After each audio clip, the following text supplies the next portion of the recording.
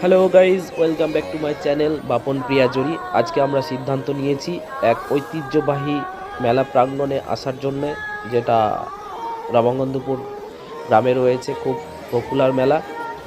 এবার এক গেটে ঢুকতে তিলকধারী রয়েছে, উনি আমাকে কপালে তিলক দিয়ে দিল।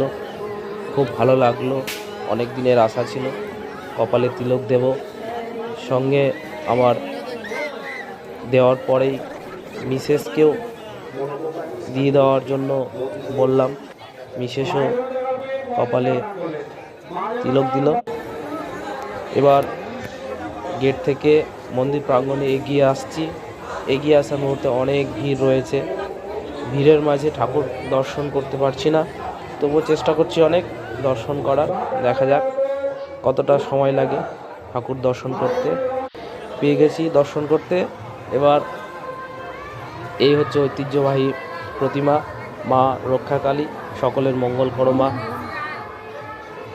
খুব সুন্দর, অপূর্ব। তারপরে একটু ঘোরাঘুরি দিয়ে আমার মিসেস মন্দিরের সামনে পাঠা বলি দেওয়ার ওখানে প্রণাম সেরে নিল। এবার আমার মেজো ভাইরা রঞ্জুদা, ও একটু নিজেকে এম বানিয়ে নিল যে সঠিক লক্ষ্য রয়েছে কিনা এখনও। খুব ভালো নিজের ফিটনেসটা বজায় রাখছে। তারপরে আমার মেজো ভাইরার ছেলে রিদীপ ড্যান্সিংয়ে ওঠে, সেই জমদার মজা। ব্যস্ত, আমি সঙ্গে লুকিয়ে লুকিয়ে ভিডিও করে নিয়েছি। এবার সেখানে 360 ডিগ্রি রয়েছে, 360 ডিগ্রিতে আমাকে অ্যাট্রাকশন করে নিল। আমিও 360 ডিগ্রিতে উঠে পড়লাম। খুব সুন্দর লেগেছে। আমি ভগবানের উদ্দেশ্যে প্রণাম জানালাম, এবং আমার যেটা আশা ছিল 360 ডিগ্রিতে উঠে এইভাবে প্রণাম জানাবো, তার একটা ভিডিও আমি শর্ট ভিডিও আমি ইউটিউবে দিয়েছি এবং ফেসবুক স্টোরিতেও দিয়েছি।